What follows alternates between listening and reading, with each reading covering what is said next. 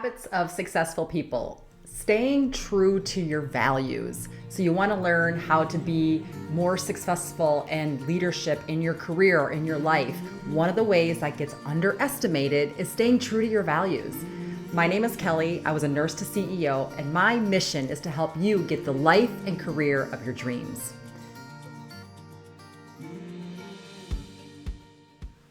One example of this that was pretty well known is when the CEO of Apple, Tim Cook, took over as CEO after Steve Jobs died. There was a mass shooting event, and the government and the FBI asked Apple, Tim Cook, the CEO, to unlock the mass shooter's phone. There was a lot of pressure with this. There was a lot of pressure due to the public safety. There was a lot of pressure from the government to do this. But Tim Cook had to decide, what are my values? And his true values was he valued privacy and security. And so he refused. And this came from a lot of backlash, a lot of public opinion backlash, and a lot of governmental backlash. But he believed that staying true to his values was more important in the long run for Apple and his reputation as a CEO than it was in the short term at that time. In the end, his decision proved to be accurate, proved to be a good one. He actually inspired other tech companies to look at more privacy and security laws for individuals. And it helped solidify Apple's reputation as a high value to privacy, user privacy security. Right or wrong, whether you believe that or not, that was his values and that's what he stuck to. So, what does this tell us? This tells us that leadership means sometimes doing things and making decisions that are difficult, that maybe at the short term may seem very unfavorable, but you really have to stay true to your values. And successful people know this, and they not only know this, but they act on it. So how does staying true to your values create a habit of success? Number one, it builds trust and credibility. When you are making difficult decisions that aren't popular, that aren't favorable, that you know you're going to get some backlash on, it creates respect. Even if people don't agree with what you're saying, or maybe it's not a true value for them, or maybe they feel like there's justifications to this. And like in Tim Cook's example, he got a lot of backlash. And there's probably many people that would say, well, a mass shooting event, he should release that information. But he stayed true to his value of user privacy and security. Whether you agree with that or not, there was a respect for him in that decision, that he stayed true to that and followed the proper processes. So when you are a leader, or when you are making a decision that isn't popular, isn't favorable, you really do gain more respect and trust and credibility with those around you. But more importantly, you need to be consistent with that. If you're not consistent with your decision making in your true values, meaning when this person asks you to do something, you will bend the rules because.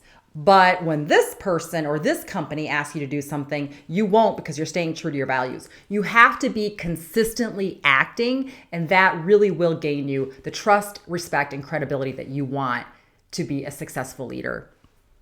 Number two, it really can increase your motivation and your passion. When you're doing something that's true to your values, you're aligned with what motivates you automatically. This can help you stay focused and committed to that decision in those challenging times, because you are more passionate when you really believe and truly believe in what you're talking about and what you're making a decision on. It helps make decision making easier. When you have a mission or you have a value that's important to you, you know you're not going to deviate from that. So decision making becomes easier because you are focused on that mission. You are focused on that value, and you know what to prioritize because you know what's most important to you, or what's most important to your company, or what's most important in your personal life. And so if you understand that, the decision making becomes easy because you're going to try to align things that matter to that value. In Tim Cook's example of Apple, it was easy for him. Maybe it wasn't easy because it was all the pressures. I'm not saying it's easy that way, but he understood that value of privacy and security. So his decision in a very rapid way, because this was something that was happening, this mass shooting event, very quickly, his decision became easier because he understood that value. Easy in the sense of the decision, not necessarily because of the challenge. Number 4, it encourages authenticity.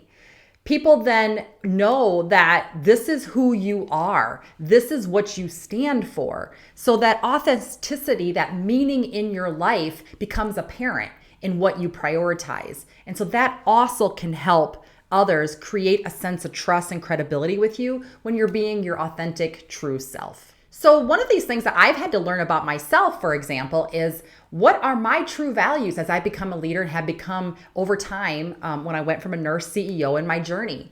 What I have found for myself that creates that passion, creates that authenticity, creates the trust and credibility is loyalty, trust, and integrity are 3 core values in myself. I'm loyal to those who are loyal to me. You'll find that when you are reciprocating your true values to others and you're acting on that, you get and you attract people back to you with those same core values. And if you're wondering about that kind of law of attraction, we do have a video that talks about that. But you really want to be with people and surround yourself with people, if you can, that have similar core values. And so what I have found, because integrity, trust, and loyalty is a core value for me, it helps make my decisions easier as a leader. We need to be honest, even when challenging times. Again, even when those unfavorable opinions occur. It also helps with myself. What is my integrity to myself? If I want to be healthier, am I being true to myself and creating habits for that? If I want to be more successful in my career, am I creating habits like reading and networking and improving my communication style or my education? Am I doing the things necessary to do that? In my personal life, if I want to connect more with I now have high school and college age children, and I am really finding I'm connecting with them in a different way. Am I creating habits that allow me that goal? And so again, habits of success come from a set of true values that you identify in yourself that you're then acting on. By aligning your actions, again, you're number 1, you're building trust and credibility. Number 2, you're increasing your motivation and your passion because you're doing things that already align with something that's the inner core of you. Number 3, you're facilitating easier decision making. It becomes easy when you're committed and you're laser focused on what's important to you with your true values. And number 4, it's helping you become authentic and your true self. So hopefully this was helpful to you as we continue down the journey of habits of successful people. We do have other videos that I can link above that talk about other habits of successful people with persistence and taking risk-taking. That story talks about Sarah Blakely, so take a look at that. If you found this video helpful, please, it really helps the algorithm if you give me a like and you subscribe so we can help moving our mission forward. Thank you, and we'll talk soon.